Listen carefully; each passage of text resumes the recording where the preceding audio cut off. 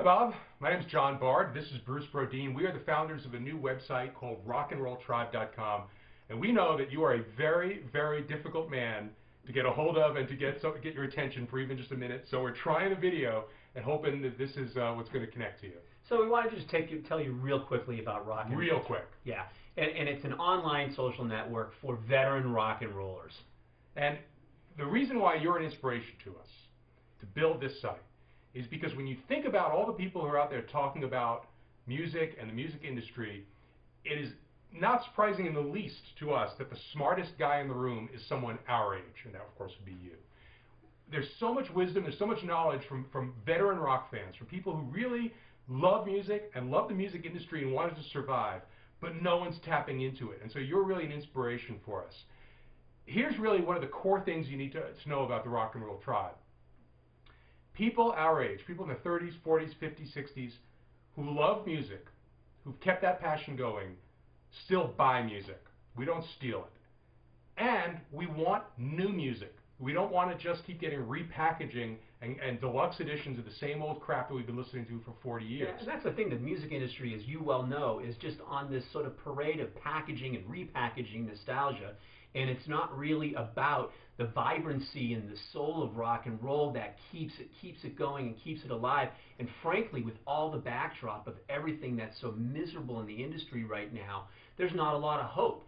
But we actually think that a lot of what we have going on here with Rock and Roll Tribe it shows a sort of path where something that can work, where it's just about a small community of veteran rock and rollers getting together and celebrating the music. It's starting as a small community, and we intend it to be a huge community. And here's the thing. There's a world full of 45 and 55-year-old people who have some money to spend, who want to go to a record store, because they still love record stores, who want to go to a record store or want to go online and buy new music. They know. There's a lot of people out there, and we're two of them, who, there's nothing weird about going to see 18 or 20-year-olds playing basketball or football. There shouldn't be anything weird about going to see them play rock and roll and then buying their records. Unfortunately, no one's talking to us about that.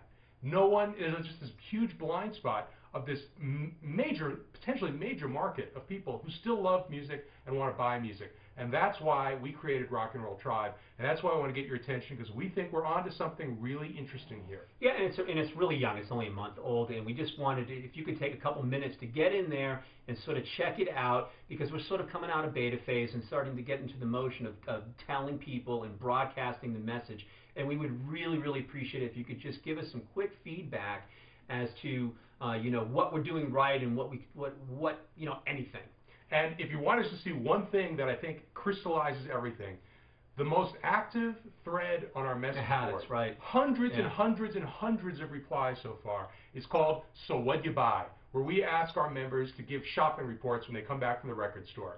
And it goes on and on and on. And it's all about new music. Yeah, and they're not downloading it either. These are people that are buying music online and going into record stores. As a matter of fact, we have lots of threads talking about the record stores in everybody's local communities as well. So we believe that people with a couple of gray hairs on them can help save the music industry, and that's what the Rock and Roll Tribe's about. And again, it would be such an honor if you came by and said hello.